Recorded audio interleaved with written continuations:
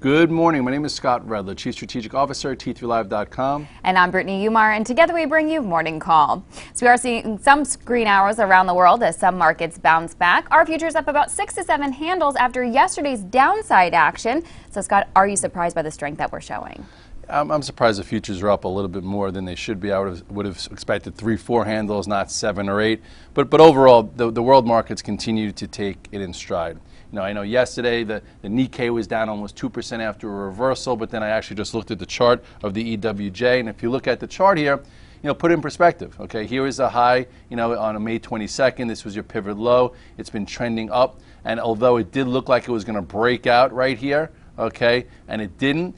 It came in, tested around the 21-day, tested this gap, and came off of it. It didn't fall apart, and look where it was over the summer. So I guess, things just need time. As far as the FXI, a little bit weaker, but it also, you look at where this market came from, the double bottom over the summer and the higher lows, peaked out and, came in and held this support. So I still think this is okay.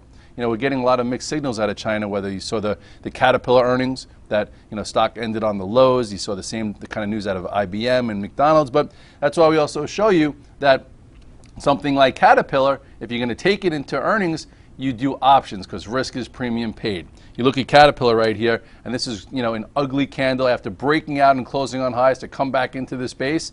But if you took options, you didn't lose much, especially if you sold a portion of them before the earnings, which is what we talked about. Anyway, with that being said, markets continue to hold where they have to. Right, exactly. So why don't you show us the levels that you're watching in the S&P? So the S&P, I thought yesterday perhaps we would get a move to retest the prior breakout, but we held above the 8-day.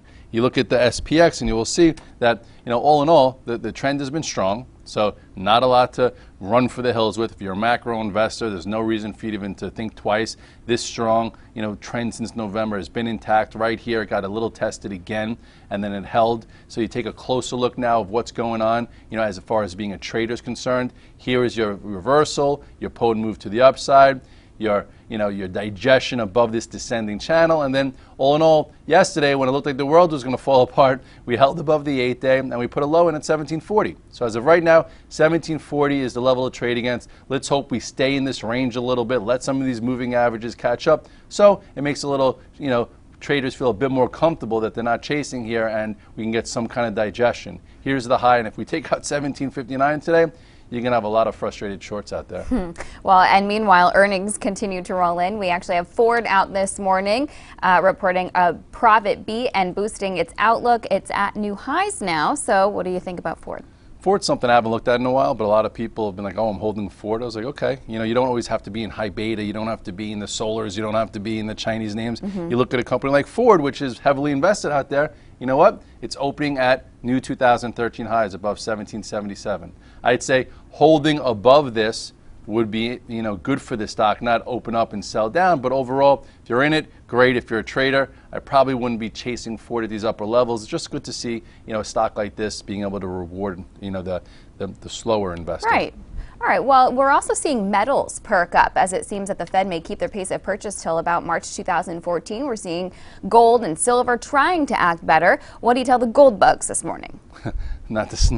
Don't start dancing just yet. The music's playing, but it's not that loud. Overall, this trend has been down all year. Every time it's looked like it's going to break that downtrend, it gets rejected. So traders who try and add to winning positions have turned them into bad positions. So at this point, though, it is looking a little bit better. Maybe you can get a little out of performance into the end of this year. You look at the chart of the GLD, you will see, ever since the peak back here, in July, August, you've had this, trend to the downside. This is when it intensified. We talked about this 160 pivot, broke to the downside. Then macro support was a way out around 149, and then now you have this lower level. So you take a closer look here, and you will see, few things to like from the bullish side. Okay, if you're trying to be bullish, is here is your last gap up. Went sideways, protected the gap, showing you strength. Typically, if a gap holds, you go in the direction of that gap. Then it happened again. So with that being said, it's gapping above this 129.81.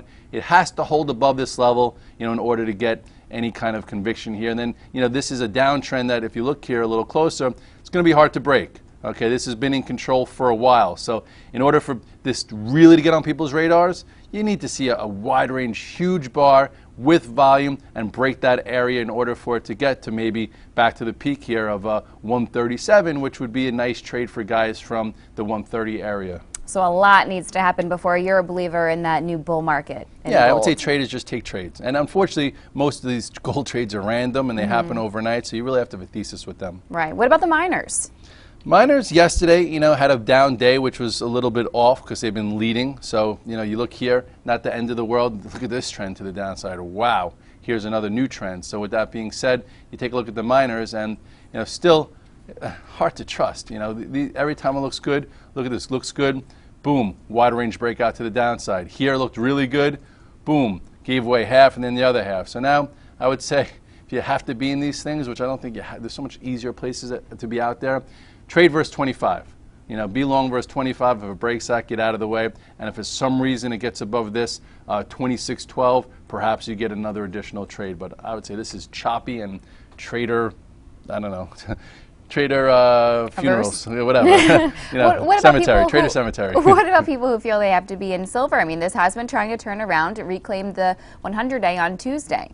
Well, this, you could grab you put your hands around. It's not the same type of price as a GLD. So if you want some exposure, you could get more of it. There's liquidity. You look at SLV. I'll make a long story short.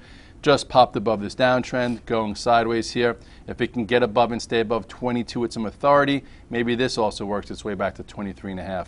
But overall here, the trend has been negative, the trend has been down. Everyone's been trying to figure out how to, get more involved in silver and gold and this and that. And, there's a very hard trades right now. Look where this came from. You have a high, lower, high, lower, high, lower, high trend, break support. So now here we are. So if you weren't caught in this mess, maybe you get a trade above 22, but I would definitely not use any type of size. All right, well, coming up, we're going to go in the trenches with social media stocks where we're seeing some continued weakness. But first, a quick commercial break. We'll be right back.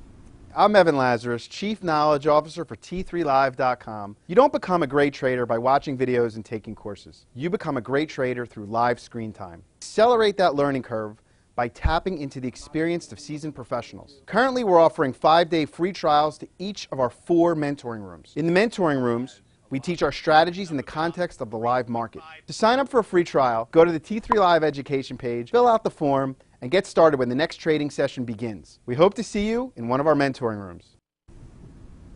We're back and going in the trenches with social media stocks where we're seeing some continued weakness. Let's start with Facebook dropping below its 8-day yesterday and posting about a 1.5% gain. Where would you say the next level of support is?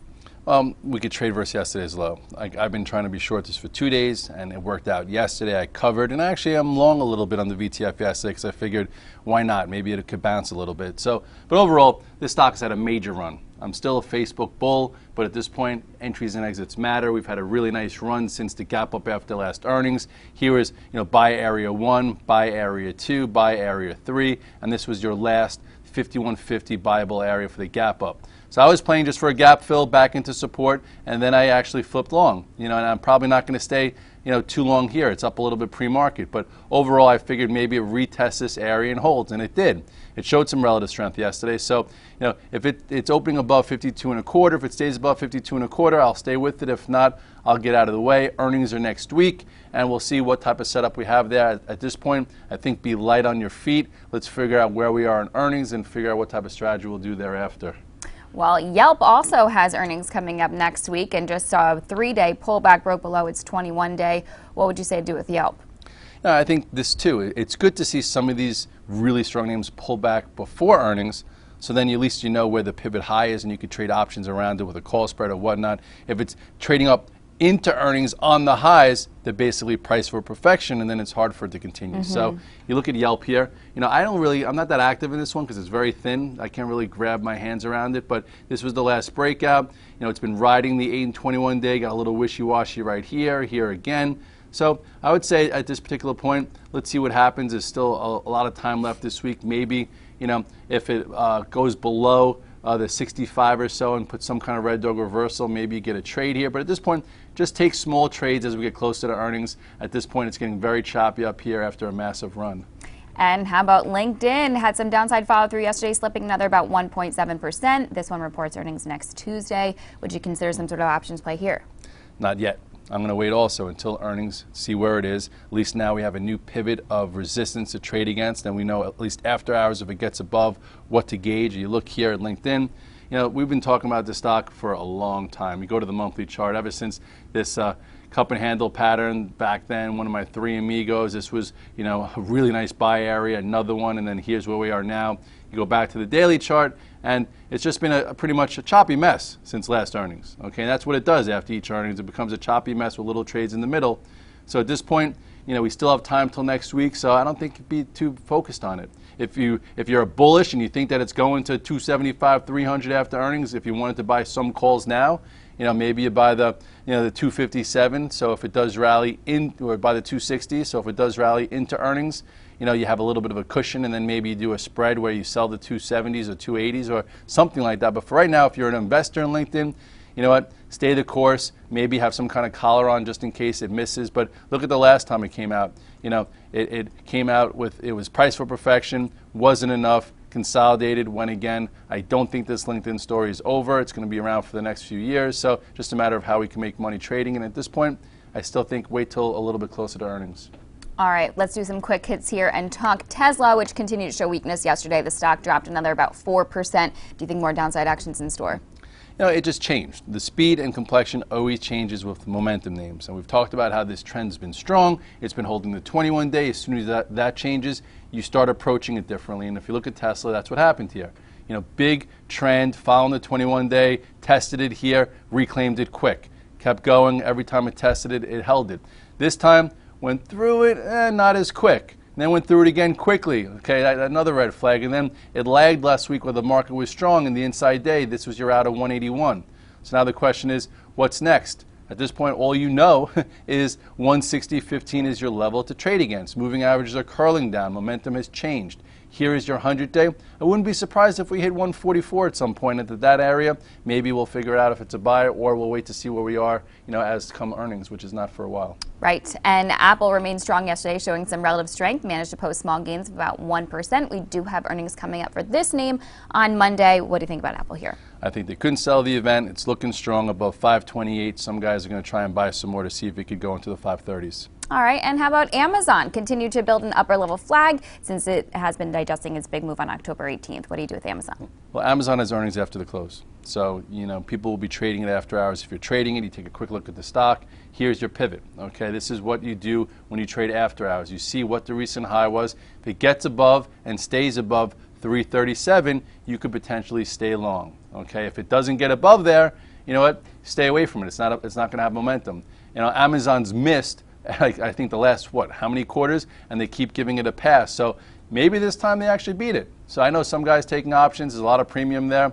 You know, if you want to, again, I don't take stock into earnings. I'll trade the stock thereafter, possibly, or, you know, maybe you buy the 340 calls and think that you can get some kind of Netflix move, and then we'll figure out how it opens the day after. But, you know, people don't just short Amazon either, you know. So I would say with this play, just take, you know, puts or calls, and they've missed so many times, so I can't imagine what happens if they actually beat. Right. How about Google showing relative strength yesterday, about a 2.5% gain? This one's really been on your radar. Yes, well, this one kind of saved my day yesterday when I came in with positions in a sea of red, salvaged some trades, stayed with this one.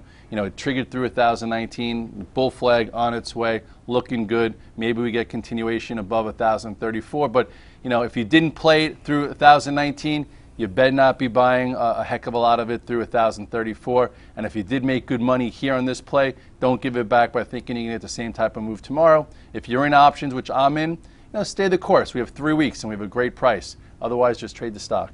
How about Green Mountain Coffees continuing to get some selling pressure here?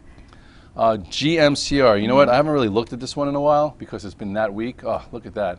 First of all, this is a good lesson in high-level stops. I remember when it did break out above this recent area. Remember this recent resistance? It was wedging. Okay, and at this point, I think we even listed it a few times that potentially it could break above here. You know what? It didn't. It broke below. Get over it. Here is your stop right there. This wedge broke to the downside. So I think ever since then, I haven't even looked at it. And then it came down, gave you a bear flag, continuation to the downside, and it's still just crawling lower. So at this point, you know, I don't see anything to the long side, and I think it's a dangerous short. So just know your pivot right here. The low is 64.10, And if it breaks below, comes back above with authority for some type of red dog reversal, maybe it'll be interesting. But overall, it's been really, really weak. And hopefully, if you were in it for a macro trade, you got out of it right when the trade changed, because the trade always changes. Well, as you mentioned, we do have Amazon reporting after the close. We'll also have earnings from Microsoft, Zynga. What will you be focusing on as you begin the trading session today? I want to see, we're up 7-8 handles in the S&P. So I might actually, I have a hedge on in the spider, so I might add to that short just to see if they bring it in a little bit. I also am long Apple, I'm long some Google calls, I'm long some home builders. I'm going to not try and get too involved. At this point, I'm just trying to take trades. I'm trying to find the right patterns and continue to add to the month. We've had a big move since 1655 red dog reversal. We're near highs, so I think you can't have your short on the brain, but you can also just blindly buy. This has been a lot more selective recently, and just there are things out there if you look for them, but just do them maybe with a little less size. All right, and with that said, that's your morning call for this Thursday. Happy trading. Have a great day.